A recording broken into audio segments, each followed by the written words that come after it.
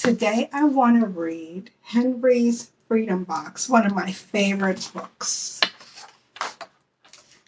This book is a true story from the Underground Railroad, Ellen Levine and Kadir Nelson.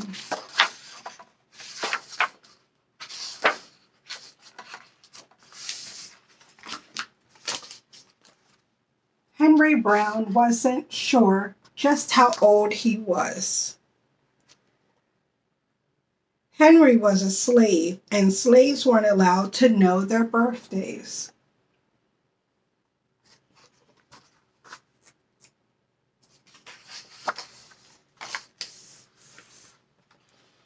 Henry and his brothers and sisters worked in the big house where their master lived. Henry's master had been good to Henry and his family, but Henry's mother knew things could change.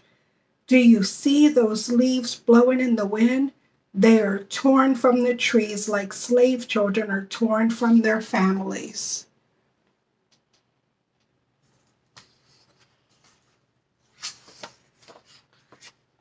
One morning, the master called for Henry and his mother. They climbed wide staircases. The master lay in bed with only his head above the quilt. He was very ill. He beckoned them to come closer.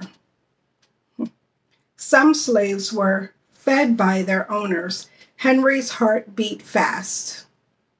Maybe the master would set him free. They were freed by their masters, But the master said, "You're a good worker, Henry. I am giving you to my son. You must obey him and never tell a lie." Henry nodded, but he didn't say thank you. That would have been a lie.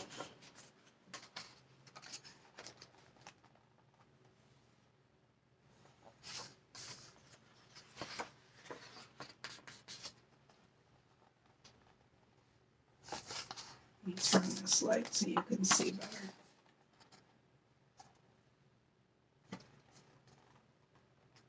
Later that day, Henry watched a bird soar high above the trees. Free bird, happy bird, Henry thought.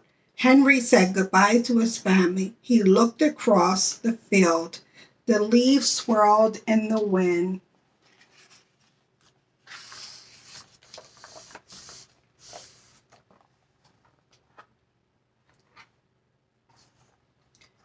Henry worked in his new master's factory. He was good at his job. "Do not tear that tobacco leaf," the boss yelled at the new boy. He poked the boy with a stick. "If you make a mistake, the boss would beat you."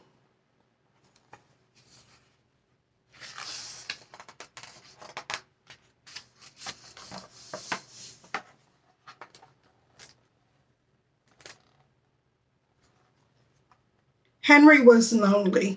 One day he met Nancy, who was shopping for her mistress. They walked and talked and agreed to meet again. Henry felt like singing, but slaves didn't dare sing in the streets. Instead, he hummed all the way home.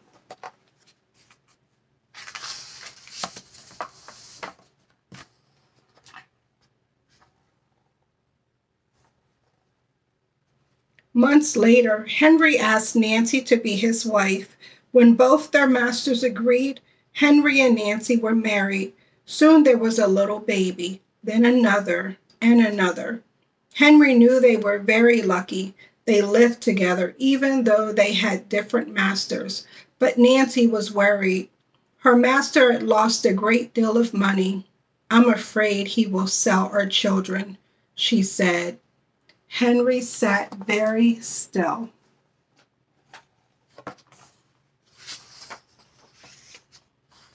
Henry worked hard all morning. He tried to forget what Nancy had said.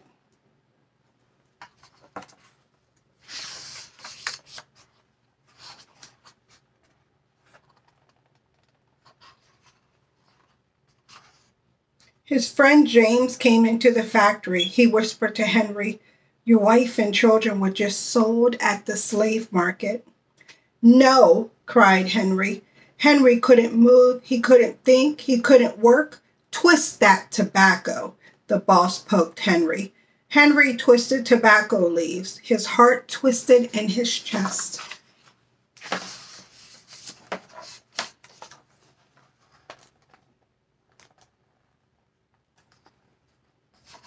At lunchtime, Henry rushed to the center of town. A large group of slaves was tied together. The owner shouted at them.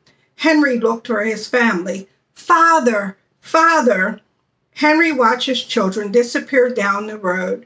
Where was Nancy? He saw her the same moment she saw him.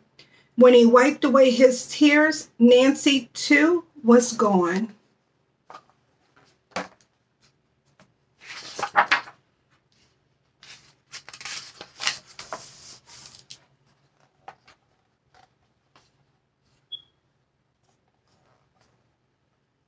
Henry no longer sang. He couldn't hum. He went to work, and at night he ate supper and went to bed. Henry tried to think of happy times, but all he could see were the carts carrying away everyone he loved. Henry knew he would never see his family again.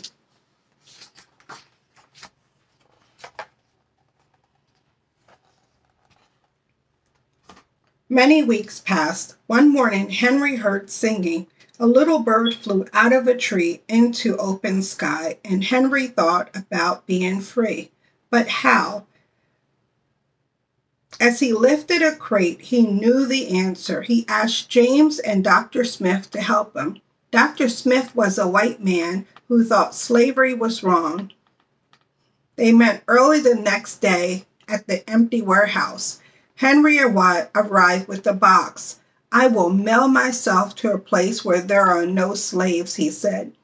James stared at the box, then at Henry. What if you cough and someone hears you? I will cover my mouth and hope, Henry said. Dr. Smith wrote the box to William H. Johnson, Arch Street, Pennsylvania, Philadelphia, Pennsylvania. Henry would be delivered to his friends in Philadelphia. Then he printed on the crate in big letters, this side up. Use care.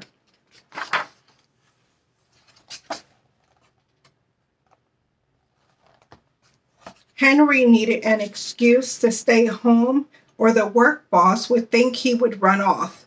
James pointed to Henry's sore finger, but Henry knew it wasn't bad enough. He opened a bottle of oil of Victorol. No, cried James. Henry poured it on his hand. It burned his skin to the bone. Whew. Now the boss would have to let him stay home. Dr. Smith bandaged Henry's hand. They arranged to meet the next morning at 4 o'clock.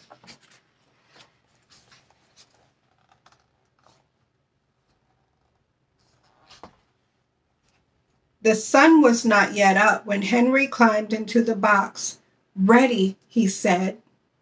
James nailed down the lid. Dr. Smith and James drove to the station.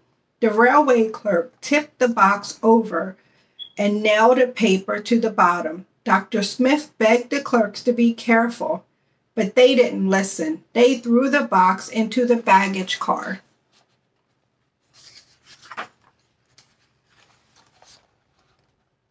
Look at James in the box upside down. Hours passed. Henry in the box. Henry was lifted up and thrown again, upside down. He heard waves splashing. This must be the steamboat headed for Washington, D.C. The ship rose smoothly, but Henry was still upside down. Blood rushed to his head. His face got hot. His eyes ached. He thought his head would burst, but he was afraid to move. Someone might hear him.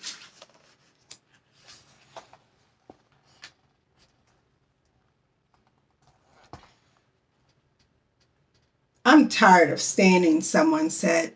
Why don't you move that box and sit on it, said another. Henry held his breath. Could they be talking about his box? Henry was pushed. The box scraped the deck. Now he was on his right side. Now on his left. And suddenly, right side up.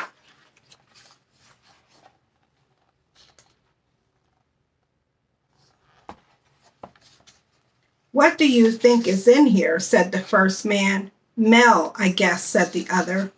I am Mel, thought Henry, but not like the kind that you would imagine. Henry was carried off the steamboat and placed in a railroad car, this time head up. He fell asleep to the rattling sound of the train wheels.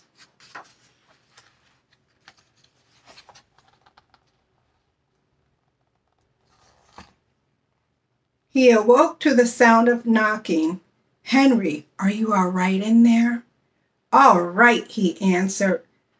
The cover was pried open. Henry stretched and stooped up. 4 men smiled at him. Welcome to Philadelphia. At last, Henry had a birthday, March 30th, 1849, his first day of freedom. And from that day on, he also had a middle name. Everyone called him Henry Box Brown. He arrived to freedom. The end. Let's see the author's note. In the mid-1800s, there were about 4 million slaves living in the United States. Slaves were owned like tables or cows or wagons. Historians believe between 60,000 and 100,000 slaves escaped to freedom, traveling on what was called the Underground Railroad. The Underground Railroad wasn't really a railroad. It was all the secret ways slaves made their way from the south to the north. They hid in cars, rode on horseback, walked hundreds of miles through forests and swamps, flowing rivers in summer and ice-bound rivers in winter. Conductors and station masters hid them and helped them throughout their journey. When Henry Brown climbed into his freedom box, he hoped he'd be carried to a safe world. He brought along small tools to make air holes, a little water, and a few biscuits. He arrived in Philadelphia traveling 350 miles from Richmond, Virginia in 27 hours. His story made newspaper headlines in America and Europe. Henry never found Nancy and his children. In 1850, he went to England, and there were some reports that he married again. We do know the absolute certainty that Henry Box Brown became one of the most famous runaway slaves on the Underground Railroad, the man who mailed himself to freedom. This is one of my favorite books. Can't even imagine living in a time where Black people were sold like chattel, like property. Thank you for watching my reading of Henry Box Brown. May you take your freedom that we have today seriously and make every breath that Henry undoubtedly had to hold so he wouldn't be found out. May you take every breath seriously and walk in your purpose and use your freedom wisely. God bless.